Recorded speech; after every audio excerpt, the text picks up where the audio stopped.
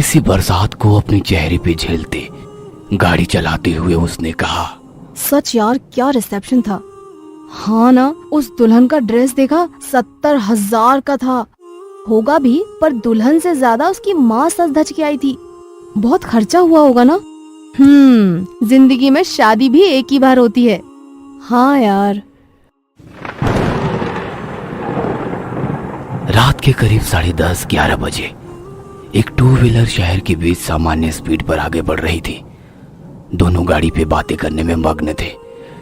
बड़े शहरों में वैसे दिन क्या रात क्या सब समान होता है, इसलिए रास्ते में थोड़ी बहुत ट्रैफिक थी। और तभी उनकी गाड़ी एक सुनसान सड़क पर आई। खुशबू, जरा गाड़ी रोकना। क्या हुआ? प्लीज रोकना यार, एक काम याद आ गया। खुशबू ने स्पीड कम करते हुए रास्ते के बाजू में गाड़ी रोक दी। मनीषा गाड़ी से नीचे उतर गई। सिर्फ 5 मिनट, पापा की दवाई लेनी है। खुशबू ने पीछे देखा तो कुछ ही दूरी पर, यानी कि लगभग 50 कदमों की दूरी पर एक मेडिकल स्टोर था। मेडिकल के बाहर थोड़ी भीड़ थी, क्योंकि आसपास का कोई और मेडिकल खुला नहीं था। तो खुशबू को यह समझ आया कि थोड़ी देर हो जाएगी, तो उसने अपने विनती भरी स्वर में कहा, हाँ पर थोड़ा जल्दी, वरना घर वाले गुस्सा होंगे। पहले ही बहुत देर हो गई है और ये रास्ता भी थोड़ा डरावना है। डर? और तुझे? तू कब से डरने लगी खुशबू? हंसते हुए मनीषा ने कहा, और वो मेडिकल की ओर जाने लगी। खुशबू की नजर अब आजू बाजू घूमने लगी। उसकी बाईं ओर 8-10 फीट की ही दूरी पर एक विशाल इमली का पेड़ था, और उसी के पीछे 15-20 फीट ऊंची पत्थर की एक दीवार थी। अपने आजू बाजू देखते हुए खुशबू खुद से ही बुदबुदाई, मुझे नहीं लगता डर, पर अंधेरा भी बहुत है ना।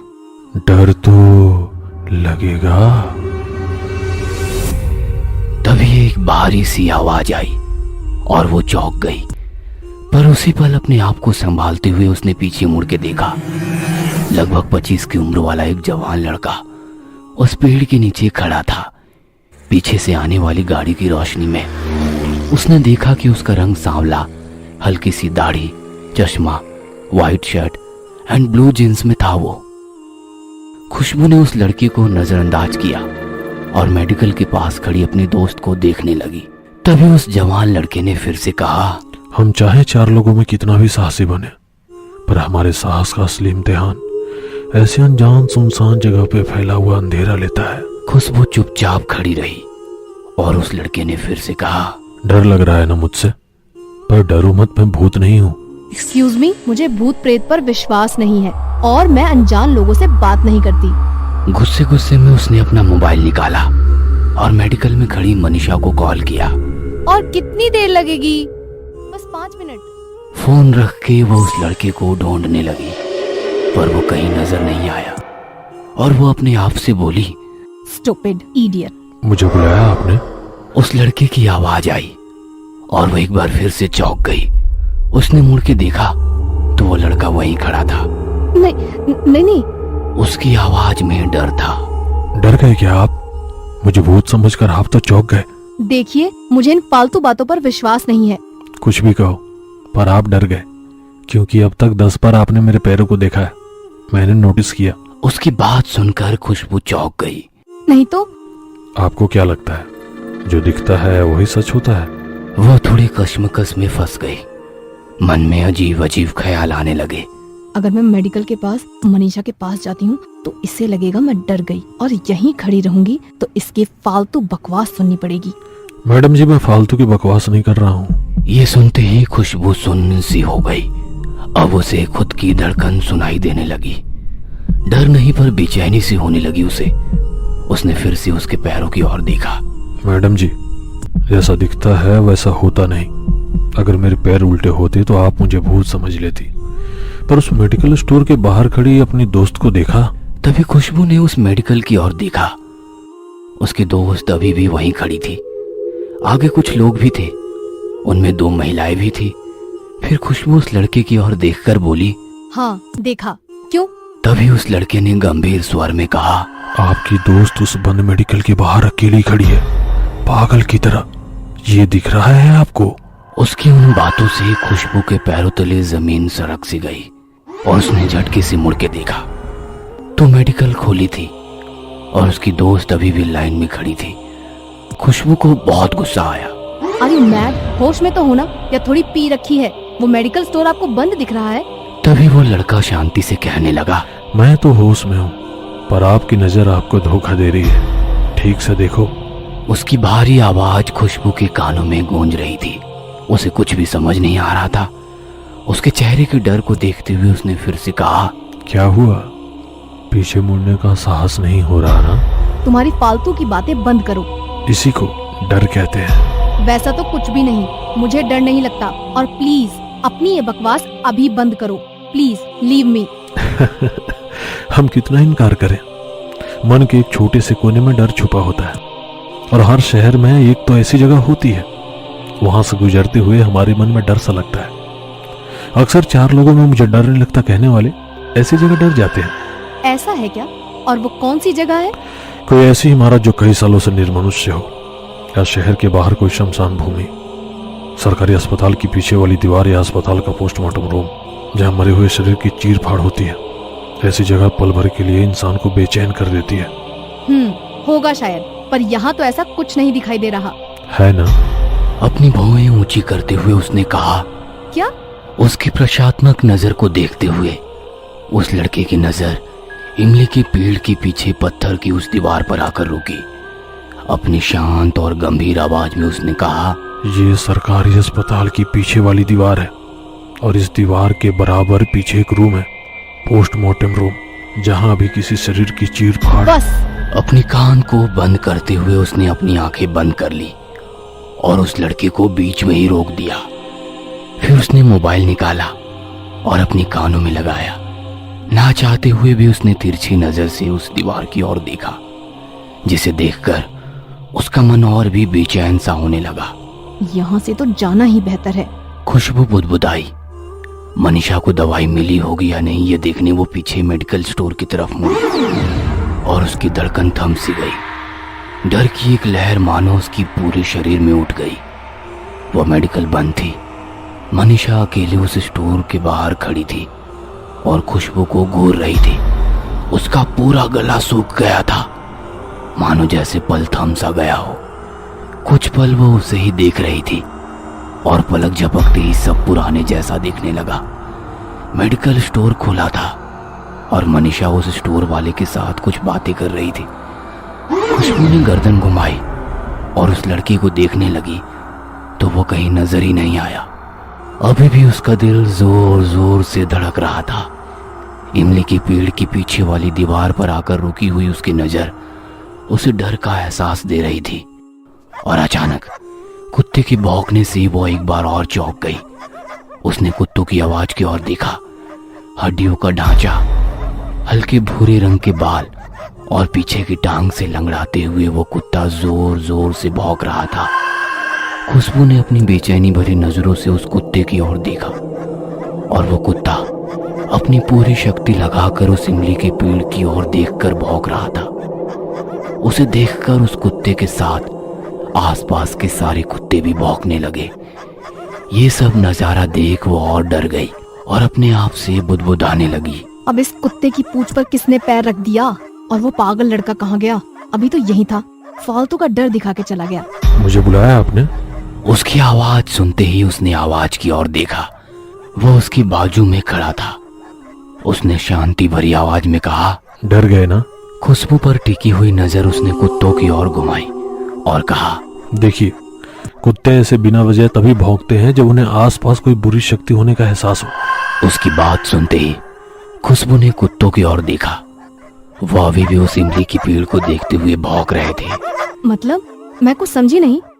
मतलब भूत, पिशाच, चुड़ैल, डायन जैसी शक्तियों को हम आम इंसान देख नहीं सकते। उस शक्ति को ये प्राणी महसूस कर सकते हैं, और जब भी कुत्ते रोते हैं तब ये शक्ति किसी को अपने साथ लेने आई होती है। यानी तुम कहना क्या चाहते हो कि यहाँ भूत है? होगा भी। इस पेड़ पर या आपके बाजू में, या शायद आपकी गाड़ी के पीछे वाली सीट पे बैठा होगा। कहीं भी हो सकता है। पर किस लिए? उस शक्ति को कोई शिकार पसंद आए तो उस शिकार को अपने साथ ले जाने का पूरी तरह प्रयास करते हैं। शायद आप उस शक्ति को पसंद हो। खुशबू को बहुत गुस्सा आता है। What nonsense! कौन हो आप? और मैं सुन रही हूँ तो आप मुझे कुछ भी बोले जा रहे हो। और प्लीज आप ना मुझसे बात ही मत करो। खुशबू की बातों से ये पता चल रहा था कि वह पूरी तरह डरी हुई थी। अपना डर छुपाने के लिए उसने अपना फोन निकाला और मनीषा को फोन लगाने लगी। चल यार, स्टूपिड, सॉरी यार, ये दवाई दूसरी कोई भी जगह नहीं मिलती। तभी खुशबू ने गाड़ी स्टार्ट की और कहा, तुझे नहीं, उस लड़के को कहा जो इतनी देर से बकबक करके मुझे बोर कर रहा था। कुछ भी, कब से देख रही हूँ तुझे, तू तो अकेली खड़ी थी, कोई भी नहीं था तेरे आसपास। अरे उस इमली के पेड़ के नीचे खड़ा था, शायद तेरा ध्यान नहीं था।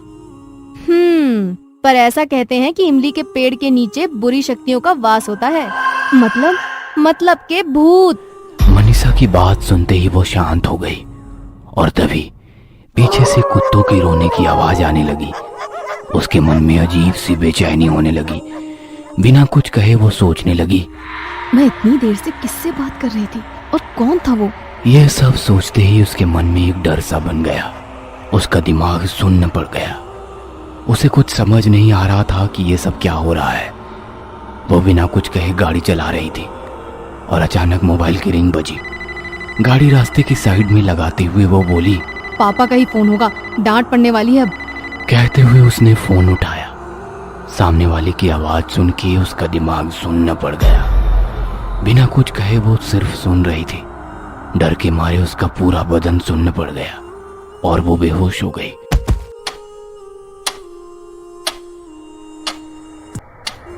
दूसरे दिन रात 10 बजे। अजी सुनिए, खुशबू को होश आ गया है। आवाज सुनते ही डॉक्टर और उसके पापा दौड़ते हुए आ गए। बेटा, अब कैसा लग रहा है और कल रात क्या हुआ था, कुछ याद है? उसने आंखें खोली तो वो अस्पताल में थी। खुशबू अभी भी उस हादसे से उभरी नहीं थी। उसका सिर भारी हो गया था, पूरा बदन बुखार से तप रहा था।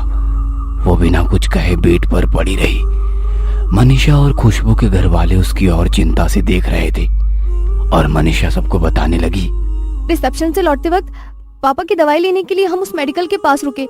भीड़ होने के कारण थोड़ी देर हो गई और मनीषा की बात सुनते ही खुशबू को रात को घटी पूरी घटना आंखों के सामने आ गई। मनीषा ने दवाई ली और गाड़ी पर घर की ओर निकले। आते समय एक कॉल आया। गाड़ी रास्ते के बाजू में रोककर कॉल उठाया। लगा कि पापा का कॉल होगा, पर फोन पे मनीषा गुस्से से चिल्ला रही थी, कहाँ है तू? मुझे मेडिकल में अकेला छोड़कर कहाँ चली गई तू? कितनी देर से तेरे लिए रुकी थी। आखिरकार मैं ऑटो से घर आ गई। 2 घंटे हो गए, तुझे सब ढूंढ रहे हैं और तू फोन क्यों नहीं उठा रही है? फोन पर मनीषा की बात सुन के मेरा दिमाग सुन पड़ गया। फिर गाड़ी पे पीछे कौन बैठा था? उसकी डरी हुई बेचैन नजर आजू बाजू घूम रही थी।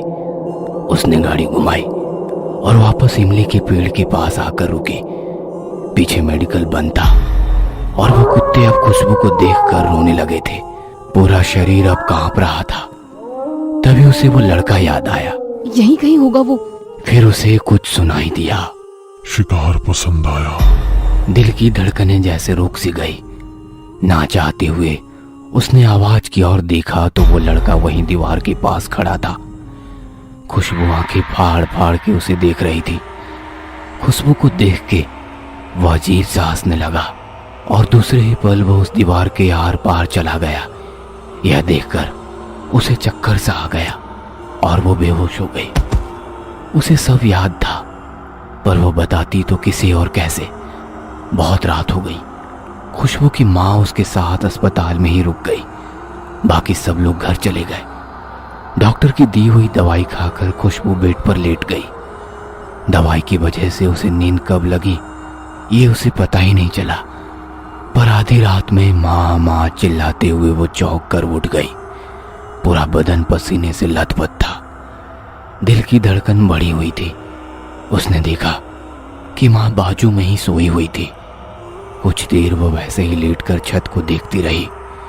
तभी अचानक खट करके आवाज आई और उसने पास ही में खुली खिड़की की ओर देखा। वो उठकर खिड़की के पास चली गई।